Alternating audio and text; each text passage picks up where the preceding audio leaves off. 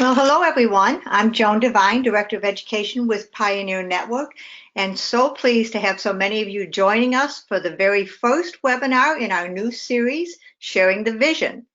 The webinars in this series will be approximately 30 minutes long with additional time for question and answers. Our goal is to present topics and start conversations that will inform and inspire as we work together to pioneer a new culture of aging. We're very excited to be starting this series with a 4-part webinar on the topic of ageism. Before I introduce our speaker and turn it over to her, just a very quick brief. We would truly like this to be a conversation, and there are 2 ways for you to join in the conversation. One is by raising your hand. So you have a little hand on your control board. If you raise that, I can see your hand. Right now, I see that we do have one hand up. It is Brenda Terry. So Brenda, I sent you an audio pin, and I'm guessing you're having some challenges with sound. So I'll see if I can work with you once we get things going here. The other way for people to join in is to chat. So you have a little spot where you can type in. So if you want to type your message in, you can do that. We've got somebody who says they're not hearing well, and the audio is set up on this end. So be sure you have your audio pin set up and that your computer is set up to receive the sound. And Kathy Lieblich has shared with everybody the call-in number. So if someone is having problems, they can call in, and there's the additional pin that you have to put in for that call-in. So that's another way that people can hear if you're having any challenges with that. So I think you can raise your hand, you can put your chat in, your question into the chat or your comment into the chat, and I think that's the basics that we need to know. So without further ado, let's get started. And Penny, let's get this conversation going. Thank you so much, Joan, and thank you everyone for joining today. As Joan said, we're trying something new, and this is going to be a 30-minute conversation that I will lead, but I would really encourage you to chat amongst yourselves in the chat room. If you have any comments or you want to say anything about some of the topics that I cover. And also we'll have some time at the end where we can have questions and have a conversation as well. And because this is only 30 minutes, this is really just a snapshot. This is to just give you a context for the rest of the webinars in this free series. And I hope that by the end of this, just to make you think a little bit about how you view aging and a little bit how we view aging of those that we provide care and support for as well. So let's get started. And Joan, for some reason, my controls are not working right now to advance the slides.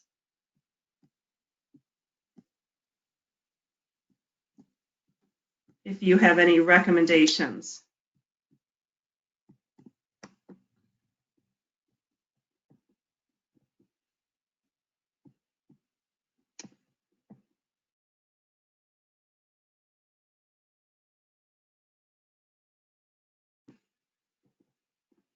Joan, do you have any recommendations for me to advance my slides? I'm sorry, you are still the presenter, Penny, so they should be clicking on your end. But if you want to start talking, I will tell you what, I will take back over the presenter and I'll pull my slides up. That would be excellent. Thank you. We sometimes have these technology challenges. It is. We're going to make it work. I'd first like to talk about what aging means. And this sounds really simple, just to say, what does it mean to age? Well, few different things. It's really the process of getting older or the process of maturing. Or as the Oxford Dictionary says, the process of change in the properties of a material occurring over a period of time, either spontaneously or through deliberate action. That last definition makes me think of maybe wine or cheese that we say is aging. Well, notice, though, that for these definitions, there's no connotation of positive or negative. They really just are. This is what aging means, that it's a process of growing older or changing. Thank you, Joan. You're welcome. The process of growing older or changing, but there's no positive or negative. Next slide. So what this means, I think, is that aging is normal. And this is something that I'd really like you to consider, that the process of aging is normal. And when we think about it, think about how we measure aging. When we're born, we measure aging by time. At first, it's hours. We talk about a baby being so many hours old. And then it goes into days, weeks, months, and years.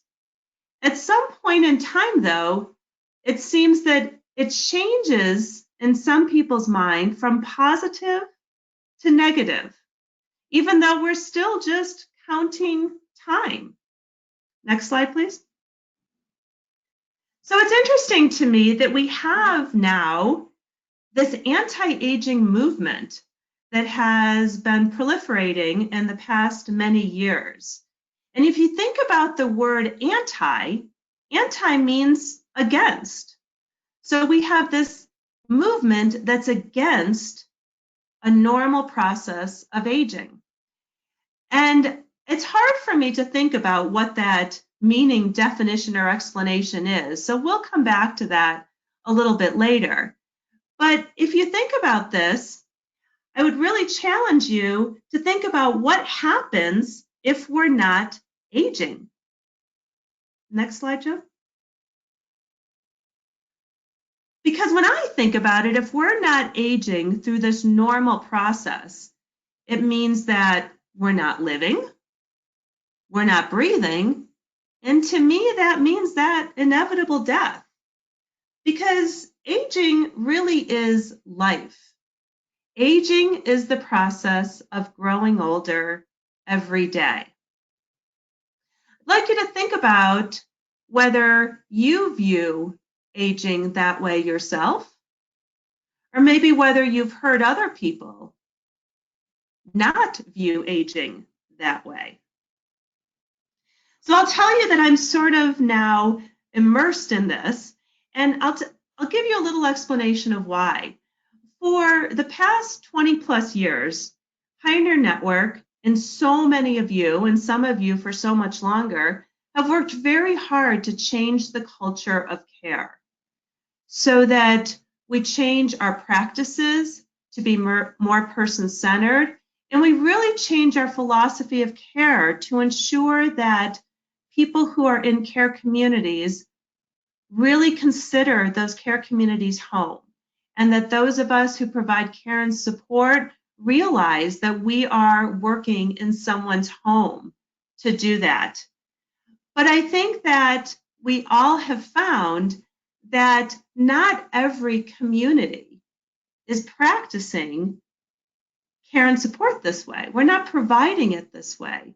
We probably have also seen that we don't have the consistency and the sustainability sometimes.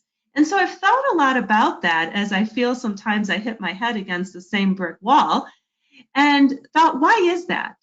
Well, I really am believing more and more it's because we don't necessarily have the respect for aging, that we don't embrace aging.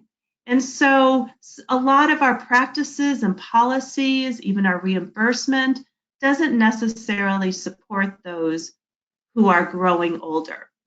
And so I've become sort of this, I think, ageism kind of geek now. That's kind of what I call it.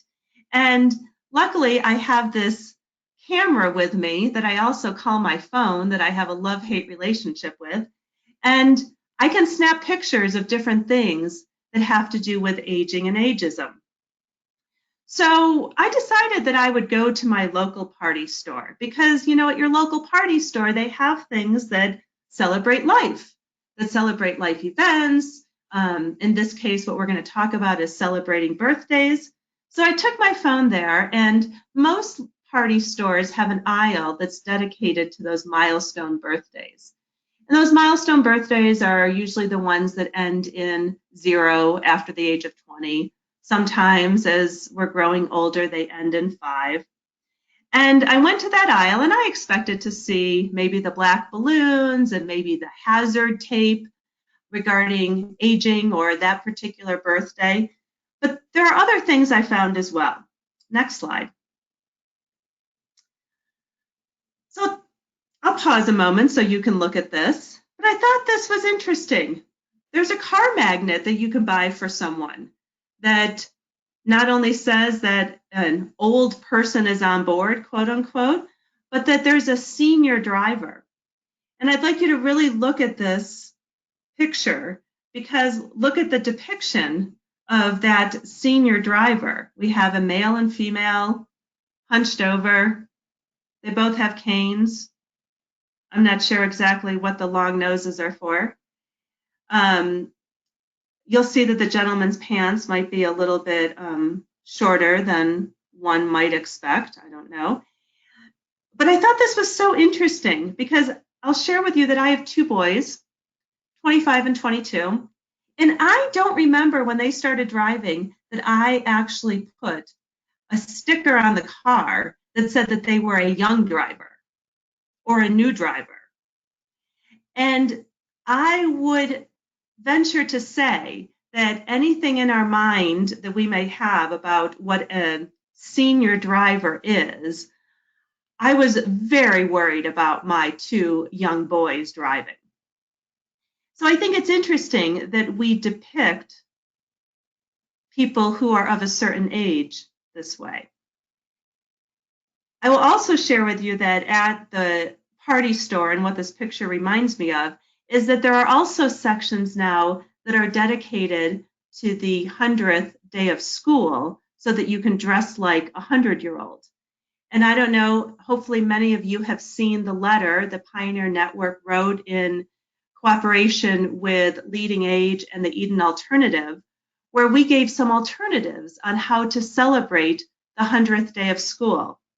If you haven't heard about this, you can just Google it. There are multiple Pinterest pages that are dedicated to helping kids dress like a 100-year-old.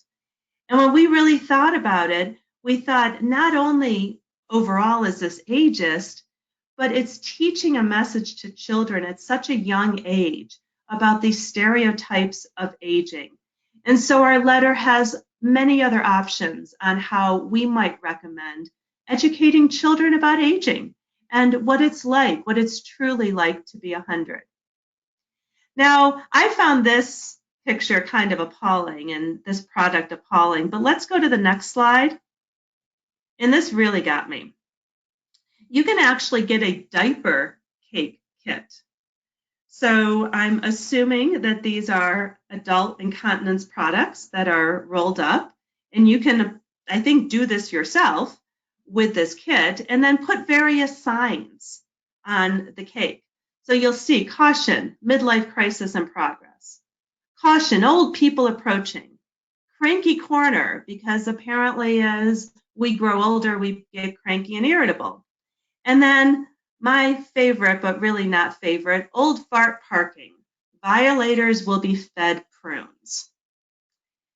Now, yes, you can say that maybe somebody is thinking this is stereotypical.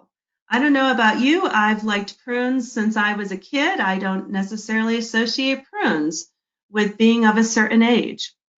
But these are the kind of things that people are buying to quote unquote celebrate aging. Now, sometimes we don't go to party stores, so we don't always see this. But I think the next slide is something that we probably can all relate to. A lot of us, most of us, buy greeting cards of some sort.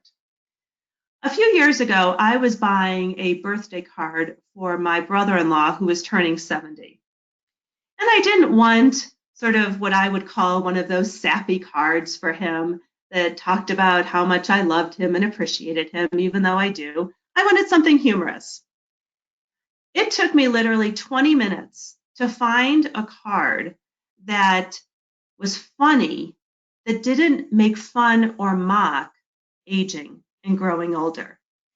And that was the moment that I realized how that our society is sort of immersed in this idea that aging is negative, that aging is something to be made fun of.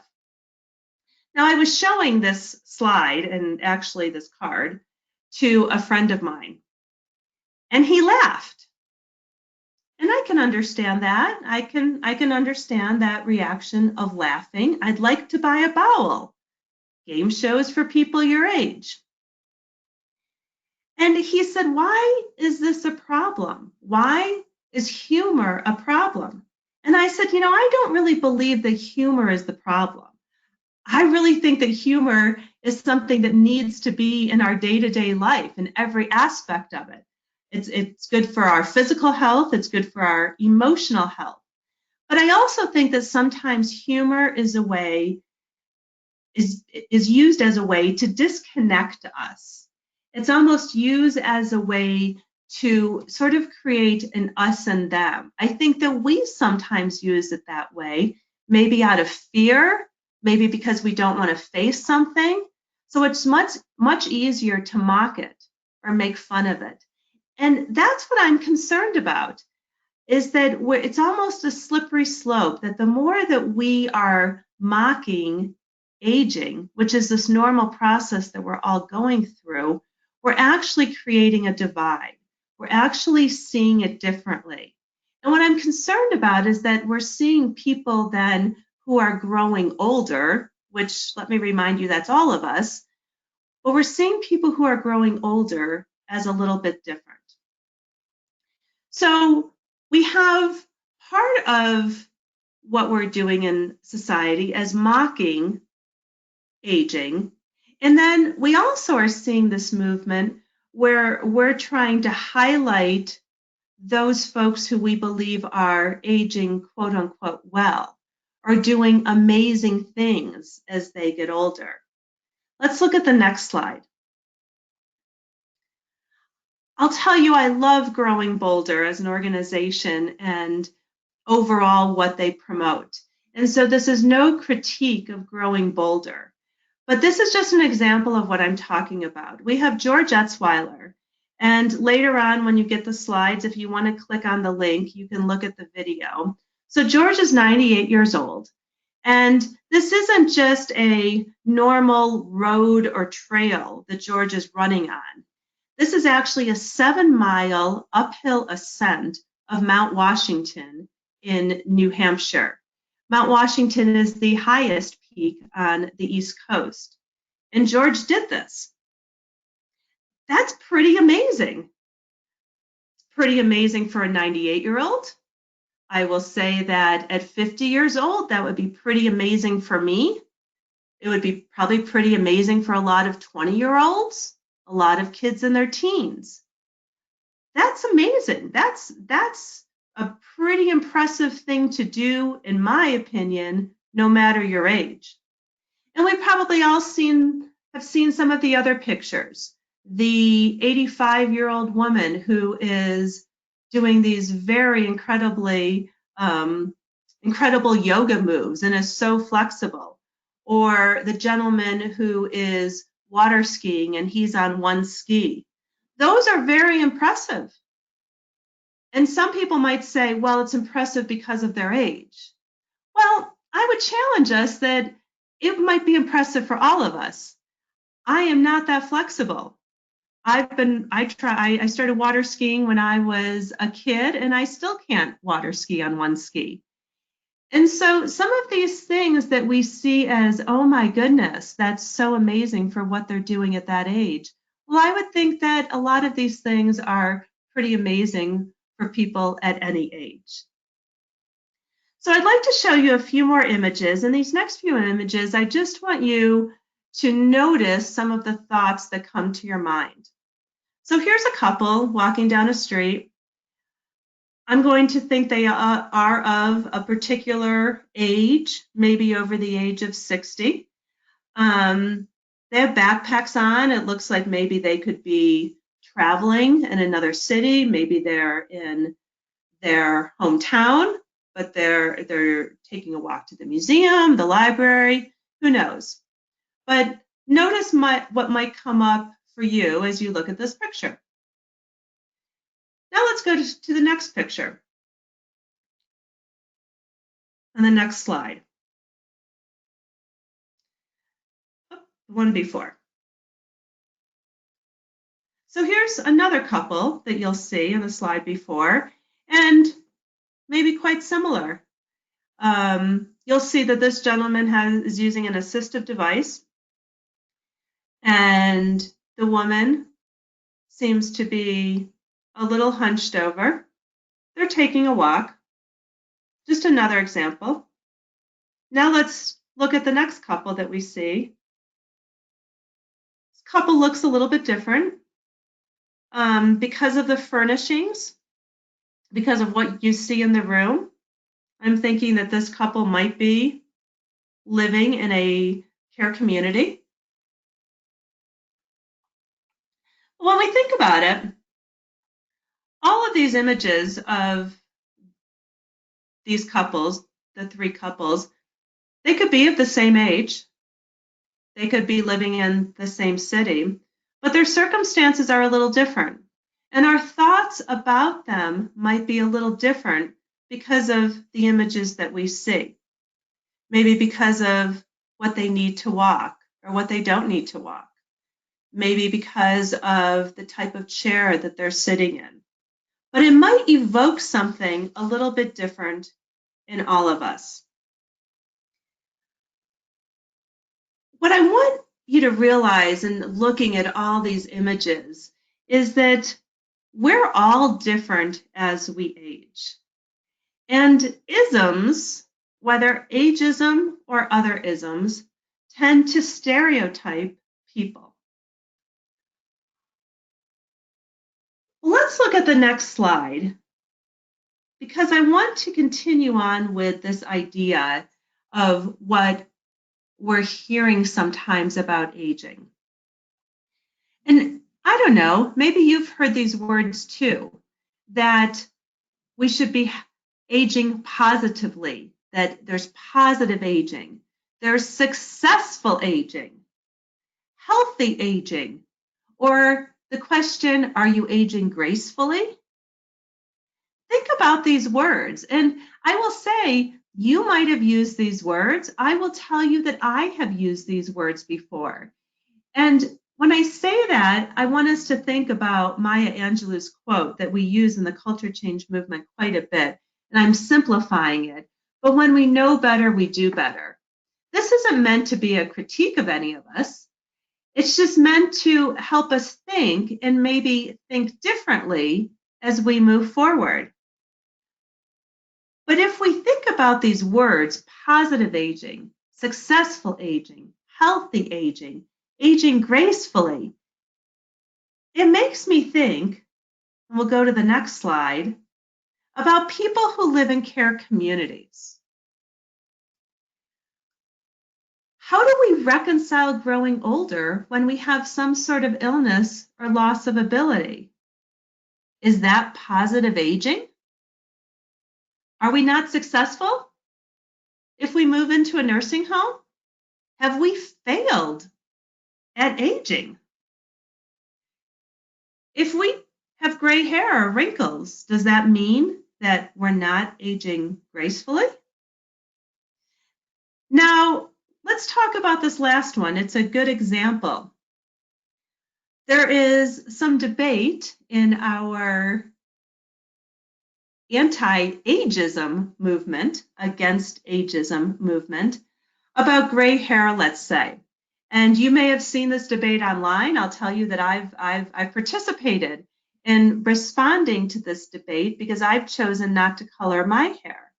And there are some people that say, well, it's fine if I color my hair. You know, it doesn't mean that, you know, I still am not trying to embrace aging. And I would completely agree. It's not about whether you color your hair. It's not about whether you, for instance, get Botox or have fillers. I think what it's really about is choice. Do you truly feel that you have a choice? Or do you feel that, for instance, if you let your hair be natural and there were some silver and gray coming into your hair, that you'd be looked at differently in our society? Do you think that you might not be able to get a particular job or a particular promotion? Or do you think that people might look at you in a different way? I once had somebody tell me that when she decided to let her hair be natural, and what that meant for her is that she had gray hair, that she felt she became invisible. And so I just like us to think about that. There's no right or wrong here, but I think that it's about realizing that we have choices and supporting people to have those choices. Now, I said we in all of these statements. Let's go to the next slide. Because what I wonder is if we should start saying I. We is not individual, because we all have different answers to these questions, because we are not the same. I challenge you that we may not be the most person-centered way to look at things. And it's really my belief that when we talk about ageism, we on this call and on this webinar all know, because you all know as I, that we actually have the antidote to ageism. That all of us as individuals have been trying to change our care system, our system of care and support, to be more person-centered. And let's go to the next slide, because I really believe that person-centeredness is the antidote to ageism. I'll even go broader than ageism. I believe that person-centeredness is the antidote to the isms that are out there. Just look at some of the principles of Pioneer Network, which I know are some of the principles that we all talk about when we talk about person-centered, person-directed care and person-centered living. The first one I believe is the most important, to know each person. If we really know someone, if we believe that relationships are the fundamental building blocks, then it's really hard to have those isms come into play. If we really believe that each person can and does make a difference, again, it's hard to stereotype people and create those isms. If we respond to somebody's spirit, not just what's going on with them cognitively, not just what's going on with them physically, but truly respond to their essence, isn't that an antidote to the ism? And if we really believe that growth and development happens for all of us and believe in promoting that, then aging is something that we will embrace as we continue to grow and develop. Last slide. I think we need to recognize that just like we talk about culture change not being a destination, and we've probably all heard people say at one time or another, or heard the story of somebody saying, I've done culture change. I don't need to do it anymore. Aging is sort of like that too. It's not a destination. It's an individual journey and always a work in progress. I want to thank the person in the chat who said that the terms such as positive, successful, healthy, and graceful can be problematic when applied to aging, because I believe that that is so true. So now we're going to have a short commercial break from Joan to tell you about a few things, but please stay on the line because we're going to have some time for some more conversation and questions. Joan? Okay, so let me share with you what comes next. First off, you will be receiving a link to an evaluation at the end of this webinar, and we really do want to know how you liked it, if you're enjoying this series. And then in approximately 24 hours, you will be receiving an email with a link to the webinar recording, as well as another link to the handouts in case you forgot to download them earlier. We hope you've enjoyed today's webinar so far, and that you'll join us for the rest of the Sharing the Vision series, the double whammy of ageism and ableism with Mel Capola. It's Happening, How Anti-Ageism Activists Are Changing the Culture of Aging, which will be an interview with Ashton Applewhite, author of the book This Chair Rocks. And as a bonus, this is hot off the presses, we will be adding a fourth webinar to this series in July with Guide Jill Vitale Awesome, who is the CEO of the Eden Alternative, and who will be speaking about the impact of ageism in senior living communities. Please note that registration for these webinars will open April 1st, when Pioneer Network will be working on its new webinar platform, Zoom. So there's a little delay there. The other thing I wanted to share with you is, while we share the Vision series is a great way to start the conversation, we also know that there's knowledge and information about practical application that we all need as we venture on our culture change journey. And so we hope you'll also join us for the second webinar in our Growing Person-Centeredness webinar series. I'm happy to share with you news about this webinar that is also hot off the presses. The March 21st webinar, focusing on the CMS rules of participation, will actually be part 2 of a 2-part series that Pioneer Network will be doing in partnership with Linked Senior. So watch for details in next week's Pioneer Network newsletter about that. And then, of course, if you haven't seen it yet, registration is now open for the annual Pioneering a New Culture of Aging Conference, which is being held in Louisville, Kentucky.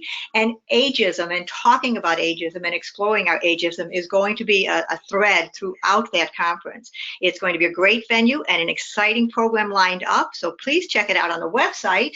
And now, back to you, Penny.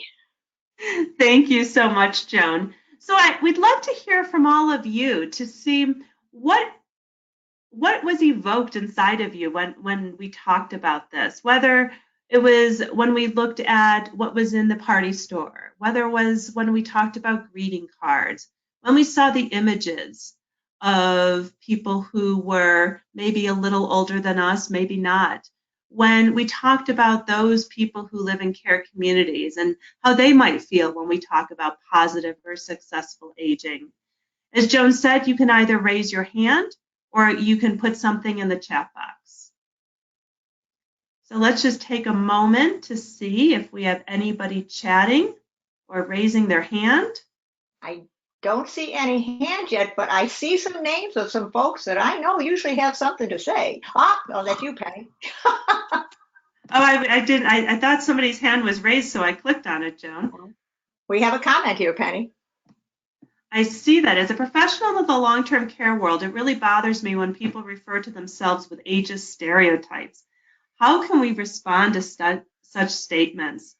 It's so interesting you say that, because I'm practicing that myself, and it's not easy. So I have 2 comments about that. I think that, to me, changing some of those ageist words that we use or statements that we say is very similar to how we've changed our culture when we talk about long-term care, for instance. For instance, we say that there's an F word out there. Not the typical F word you're thinking about, but the word facility. So I was just on a call earlier, actually, with Joan, and there was a gentleman on our call who uses the word facility. And Joan does a beautiful job of gently saying, you might want to use community or home instead.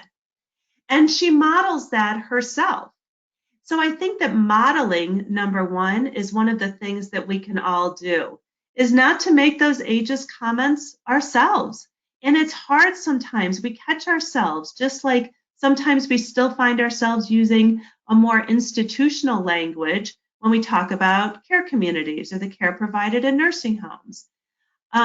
So I think that modeling is the first thing. And number 2, it's really okay to say, you know what, this is how I think about aging. Because I think that sometimes people haven't thought about that. And so it's our role to actually provide other options for them to think about it. Now, you may get backlash, and they may say, well, or this is what my mother always says, it's really hell to get old. And I'm thinking, I'm your daughter and you know the work I do. But I bet she probably says that once a week to me.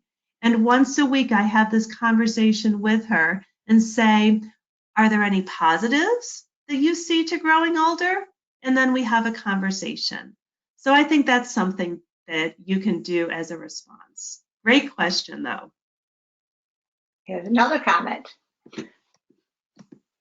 So here we go, Penny. Change to residents, to actual residents in long-term care communities. So I was responding to the question about people making ageist stereotypes, but Liz, you were also talking about residents. And that's where I bring in my mother. She's 85 years old, and though she doesn't live in a long-term care community, she makes the ageist comments about herself. And we've talked a lot about the fact that there is so much ageism and ageist comments that we might consider ageist comments that happen with people that are maybe over a certain age. And I think, again, that modeling and maybe starting a conversation about that and really asking, do you think it is so bad to grow older? Is everything negative? But really trying to have conversations about that. So I see another comment from Marcel. Change happens when we do it. For example, I do not like it when someone says I look so good for my age. I respond that while that's meant as a compliment, it's offensive. I prefer that I just look good. Oh my goodness, I could not agree with you more. And it's sort of that comment, it's sort of what I meant when I was talking about the pictures, the picture of the gentleman who was running the race at 98.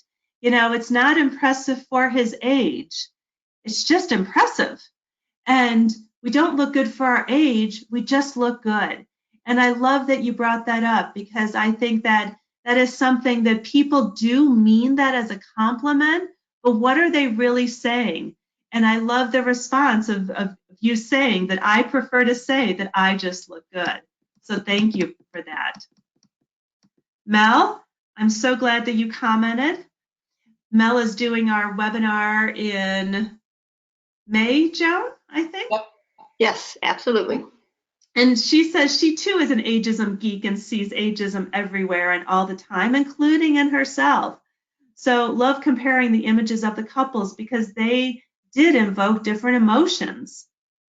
And I think that that's what I meant to convey, that it's not, there's no right and wrong with that, but think of where your mind goes. And I think it's so important for all of us who are in the world of providing some sort of care and support, that we think about that, think about the reaction within ourselves. And Liz commented, I wonder about the system level changes that need to happen. Even long-term care ombudsmen who are resident advocates use the word facility. And Liz, I think you have another comment. And the community is referring to people who live in the public. You're right, Liz. And this is something that, whether we're talking about long-term care ombudsmen, whether we're talking about our federal and state systems, we have CMS and we have states who use the word facility as well. This is something that we are trying to change. And I think that modeling is so important. And really catching ourselves. When I first started changing my language, and it's a work in progress, I remember Carmen Bowman actually catching me on things. And she would gently say, Penny, maybe you want to find another word for that. And I would encourage us to start doing that with our colleagues and coworkers and with our friends and family as well. So there's a lot of change that still needs to happen. Mel is doing the April webinar. Thank you for that, Joan. Yes, facility is in the MDS as well. Facility is still all over. As Joan said, we just opened up registration a few weeks ago for our conference. And one of the things that Kathy Lieblich on our team and Joan and I have been doing is really just going through everything related to the conference to make sure that just in people's biographies of those guides presenting and in the language we use for the descriptions of our sessions, that we are modeling that difference in language and taking out the word facility, because it still is in so many different places. Chris, I love your response that you have written to Liz. For those of you who are on the phone, Chris says, Liz, I've always found that taking the time to get people together to talk about stereotypes and words used, get the people who live there talking with the people who work there, and possibly families. I liked what you said, Penny, about focusing on the positives of aging. We have instituted elders at times in our facilities, as well as staff and family members. Oh, there is so much truth to everything that you just said, Chris. I think that your suggestion is a great one to get people talking. This is a great learning circle topic. There are so many things that we've talked about in the last 30 plus minutes that would be great learning circle topics. They would be great topics in a resident council meeting. They would just be great topics spontaneously to talk about. So I love that, and getting everybody involved. And I think the other thing is, as we talk about it, is that institutionalization. It's so true, whether we're talking about residents, but I think also staff and family members as well. And again, I really think that some of that, what we have called institutionalized care, is because of how we have viewed aging. Diana says, I have to admit, I sometimes refer to a program as a facility when I'm disappointed in how they are providing services to residents. Diana, I don't think you're the only one who has done that. And saying that administration may have the right buzzwords, but they don't always practice what they preach. You know, I think that it is true. I think that we have used the word, that we do use the word facility sometimes to really demonstrate what we're talking about in maybe a more quote unquote institutionalized setting. I think that it's one of those things that changing language and changing practices go hand in hand, but sometimes there needs to be a place to start. I'm always reminded, I'm a social worker by education, and I always am reminded about the different types of therapy, of cognitive behavioral therapy, that once we start thinking about something differently, we tend to do things differently. So you're right that sometimes they're just words, but hopefully if we start using those words and we actually are thinking a different way, hopefully there will be some changes that follow that. Michelle says, I think it's important to speak out when we see or hear ageism and correct ourselves when we slip up. I often get the eye rolls and folks still see it as humor, even in our field. But we need to be consistent advocates against ageism. Ageism is the most pressing aging issue, so thank you so much for this webinar. You know, I agree with you, and I get those eye rolls a lot, let me tell you. Not only from my family, but from my close friends. It's almost easier sometimes to have these conversations with either people that are doing the same work that I'm doing, obviously, but even people that I don't know. It's harder sometimes to have those conversations with our very close friends when they do look at you and say, oh, you know, you are being too sensitive. Why can't you just get off this topic? Why do you always have to say something? Well, again, I think that modeling what we really believe in is one of the most important things we can do. And you're right, we just have to stand up for ourselves, because ageism, we need to remember, is the one ism that affects all of us. Joan says, I think the only thing sadder than being a facility is looking like a home and operating like a facility, not having that alignment between what you're saying and what you're doing. You know, and it's really giving people misinformation if you tell them that they're moving into a home and they soon find that the practices are more facility-like. So thank you for that, Joan. Chris says, right on, Joan. Joan, you're getting a lot of support here. Kathy says, sometimes when I tell someone my age, they say, you don't look like you're 62. And I say, this is what 62 looks like. And I make clear that I'm very proud to have 62 years of life experience. And that's something that we talk about instead of saying 62 years old, 62 years of life experience. Kathy, that's a great way to handle one of those comments that we talked about above, that you don't look like you're 62. Okay, I am not going to get their name right, and I do not speak Spanish, so somebody in the audience might have to help me with what's in the chat. So I am going to see if anyone can do that. Just Please raise your hand if you can translate this raise for your us. hand or read it, and if you can translate for me, that would be wonderful. But Immaculata, if you're listening to us, thank you so much for commenting, and we will get it translated and find out. Yes, at some point in time we will, so thank you. Mel says that she talks about ageism with her daughters who are ages 36 and 33 all the time. And I have somebody here. I'm going to unmute, and I'm going to say your name wrong. I apologize. Is it Merche? I unmuted you. If you can translate this for us.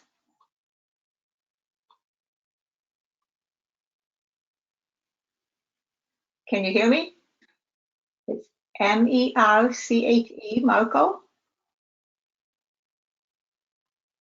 Oops. You're unmuted if you want to. Okay. Okay. Try again. But Mel, I appreciate your comment about your daughters, but I know that you will also keep doing it and keep talking to them as well.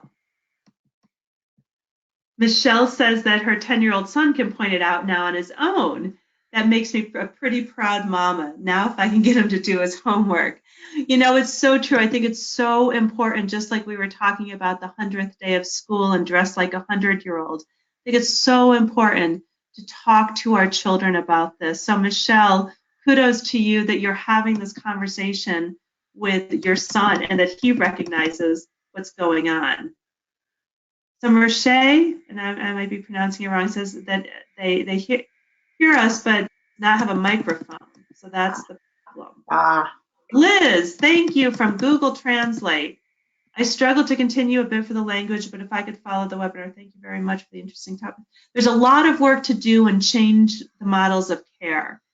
The centers for the elderly, so I'm thinking care communities, have to be centers where we are living. And that is just so true. And that's what we're trying to do is make sure that our care communities are places where people are living their lives.